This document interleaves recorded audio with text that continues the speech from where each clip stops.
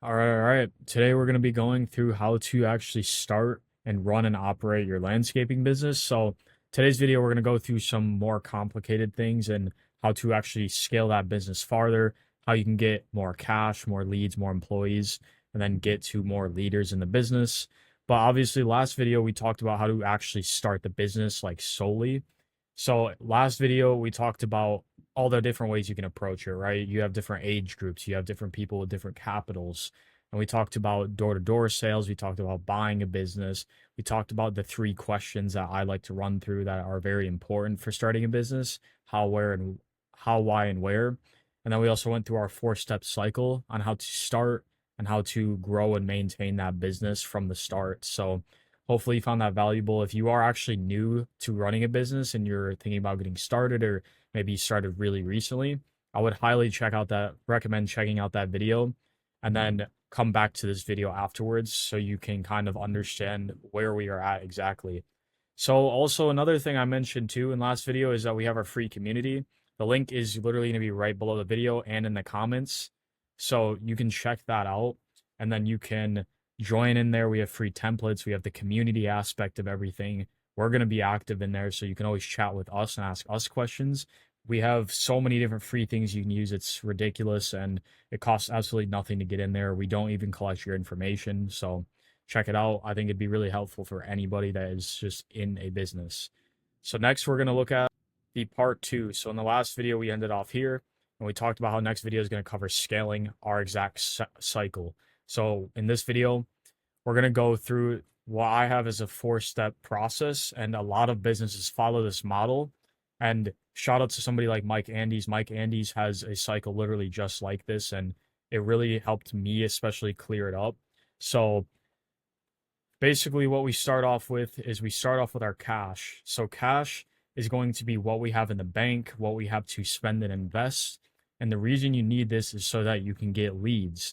Now, you need to get leads so you can work and you have people lined up and you can book out your schedule so you can start bringing in money. So then you have next, you need to get employees, and employees are going to be the people that are going to handle this work. Now, if you're just starting, kind of how I was last year, then you're going to need to operate yourself, probably with either a business partner or you're going to have your own employees at that time period. But in terms of scaling, this is how you follow it. And then after that, you're going to go to leaders. So leaders are going to be people who can run and manage the business from the overlook. So this could be even on your back end people. It could be leaders on the back end. For me, it would be somebody like a project manager, since we already do all the back end, but somebody that can get materials, somebody that can help with the job scope of the project, talk to the clients, do all those different things. Also, just realized I spelled your wrong in this template. So basically, we have cash, so liquidity to invest in your business, and then we have leads, inbound leads to start getting you quotes. The employees are going to be the people that handle your workload, and then your leaders are people that can lead the team and make things efficient and better. So this is our four-step cycle. All right, so what I want to do now is get into the depths of what you can actually do in these realms. I've gone through the workload. If you get it, you get it, but I think I can give you guys some great examples, and it is not this simple. Obviously, there's a lot of headache in between all of these different steps. So I'm going to start with a couple different examples. Everybody, if you're running a business currently, you are in one of these stages. Even if you are just starting, you are sitting in one of these stages. Now, in my current business last year, our biggest thing was getting cash. So we didn't have a lot of leads and we couldn't get much leads. So we had to do things like door knocking. We had to use apps like Nextdoor. This is all stuff we covered in the first video. But we were in the cash stage. So we needed the liquidity so we could invest into our business. And without getting cash into our business, we're not going to be able to get more leads.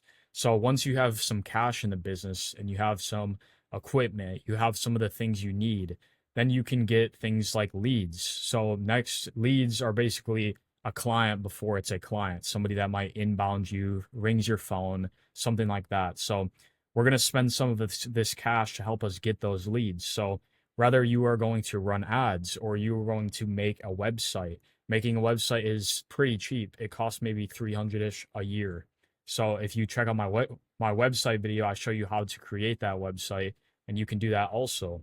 So you can invest into getting more leads through something like that, right? You can use ads, you can use a website, you can use signs, door hangers. There's so many different things you can do to spend some money to get some more leads. And I recommend you always do that, especially at the beginning of the season.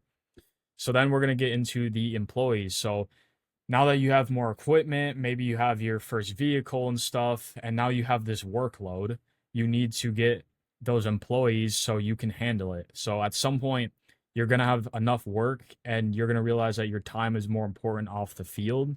So you need somebody else that can operate some of those easier tasks.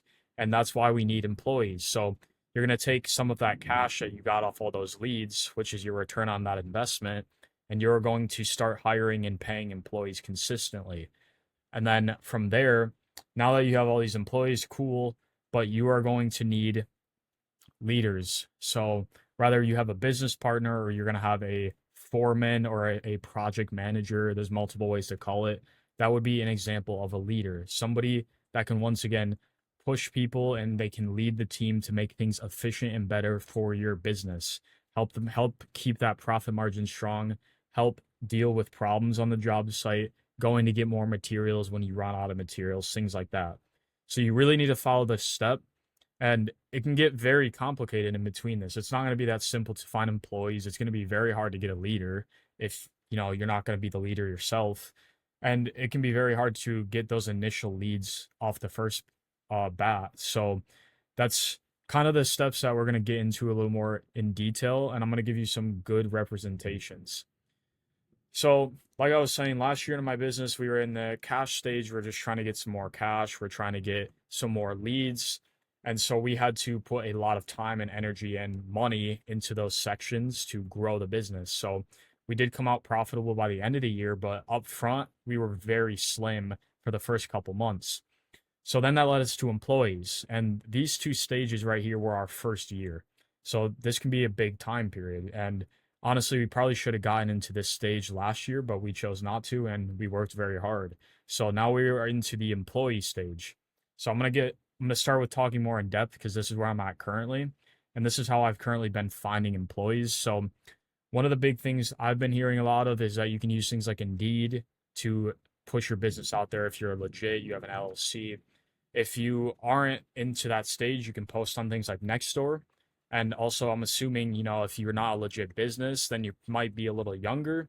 So maybe you have some friends from college or high school, and I would recommend hitting people up to be your employees. Now, obviously, they're not going to know how to lay a patio. So if you're in a complex work, then once again, it's important to have good leaders. So this might have to be you for the first year until you find or train somebody to the point where you're going to have another leader on your team.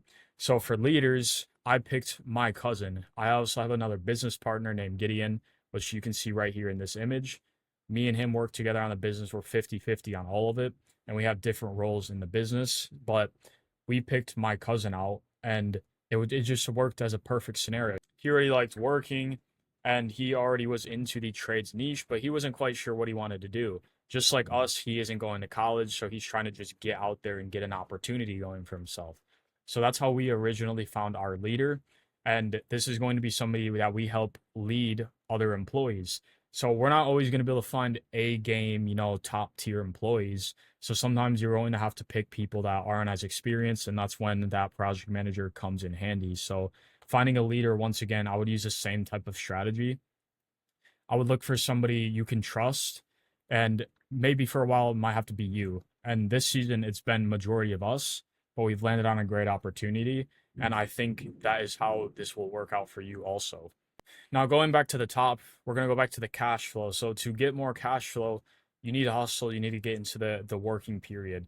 So if you're just in the cash flow stage and you're stuck and you're like, okay, what do I do? Like, how do I get more cash? We literally started this business with no experience. We didn't know how to do anything properly at all. We barely knew how to do a weed whacker literally last year. And so now we're running a full landscaping business. So my point is that you need to just hustle it out, and you need to go out on the streets. You need to door knock. You need to post on Facebook. You need to post on Nextdoor. You need to text blast tons of people, like we said before in the first video. I highly recommend checking that out if you're in that stage. And then you're going to take that cash, once again, you're going to get leads. So my biggest recommendation if you are new to the business is getting things like door hangers, getting signs for every job you complete so you can put that out. Maybe get into a little ad spend. Ads can be very good and help your business a lot at the beginning. We just ran some literally just like a month or two ago. We've been running them for maybe 2 months at a time and they've done pretty decent. It's very easy to set up, and I'll have a video on that soon for sure. You can also try things like postcard routes. You can also get a website. You can try social media videos. There's a lot of things you can do, and with all those methods, if you spend some good time on each one of those, there's nothing else I can really tell you like that is going to get you clients. If it's not working, you're doing something wrong. So now that we've gone through that cycle, once again, I'm going to run this through one more time just to make sure this is stern in your brain. Make sure you take a screenshot of this too so you can remember this and you can follow it and you can write down some notes on what's going on in between each one of these stages when you're in it. So once again, we have cash, right? This is getting your initial investment money. Maybe you got it from a different job or a different side hustle first to help invest into your business. So then you can get the leads, and getting leads is going to get you more work. And once you're filled up with work, you're going to need helpers because you can't do it all on your own unless you want to just break your back by yourself. Once you get those employees, then you need somebody that can help manage the business and help manage the workers so things are getting done correctly and efficiently. Now, once you get to that point, you're going to be low on cash flow. So it literally just repeats. You take your leads once again, or your leaders. You're at the final stage. Okay, you got your project manager. He's going to cost a lot of money. But then you're going to take that leadership role and you're going to go back to the top. Now you need more cash because you are spending more money on employees and leaders than ever before, which is going to be thousands of dollars a month.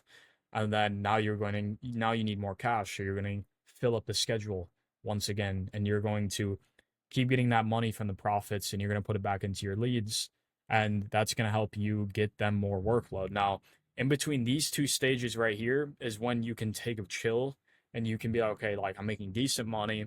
I have some employees, I have some good leaders, and so I'm doing somewhat decent and I can kind of relax. If you don't want to always follow the cycle or else you're going to burn out and you're going to struggle, and it's a perfect way to have your business collapse. But you don't want to stop in one of these spots right here trying to find a leader or something when you really need the help or really need employees, so you just stop trying to get employees or something because it's too much. So you need to stop at a perfect time period within your business so it does not mess you up at all. Now, once again, I want to give a shout out to Mike Endes for having this framework that I took huge like inspiration from. It helped me a lot in my business. He literally just has it in his free business videos, so that's also awesome. I learned a lot from watching videos just like how you're watching this video.